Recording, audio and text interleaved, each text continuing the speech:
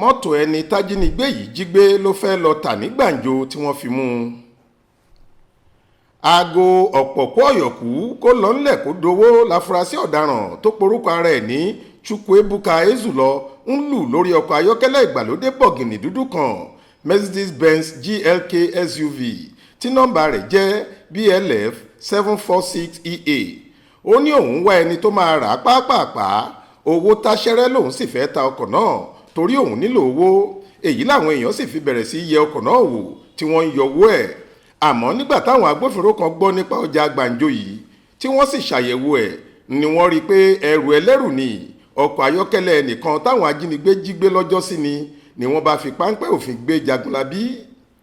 alukoro iléeṣẹ́ ọlọ́pàá ìpínlẹ̀ Anambra DSP Ikenga Tochukwu ló fọ̀rọ̀ ọ̀hún léde lọ́jọ́ àbámẹ́ta sátidé ọjọ́ 12 oṣù keje ọdún 2023 yìí. ó ní lẹ́yìn ìwádìí táwọn ṣe làṣírí tú pé ọkọ̀ ayọ́kẹ́lẹ́ tọkùnrin náà gbé sórí igbá nílùú Agulu níjọba ìbílẹ̀ Anosha kì í ṣe tiẹ̀ àti pé ọ̀kan lára àwọn ajínigbé tí wọ́n jí baba oníbaba kan gbé nílùú Aguleri lọ́jọ́ 26 oṣù kẹfà ọdún yìí ní Chukwuemeka tó ń laago Gbanjo yìí.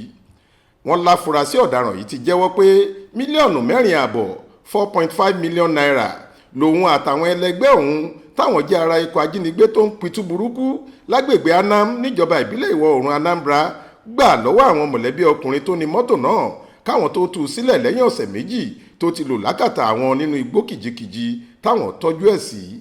ó láwọn yòókù òun ni wọ́n rán òun jáde láti lọ ta ọkọ̀ ayọ́kẹ́lẹ́ yìí tóun fi jáde sígboro.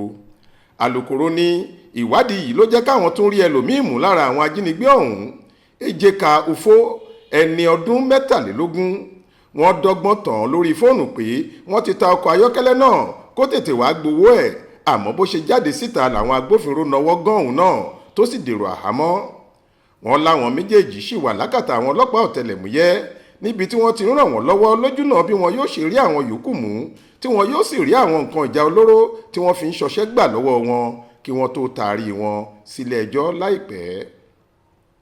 Faith Adébọ́lá ló ń jábọ̀ ròyìn fún iléeṣẹ́ tẹlifíṣàn Aláròye online.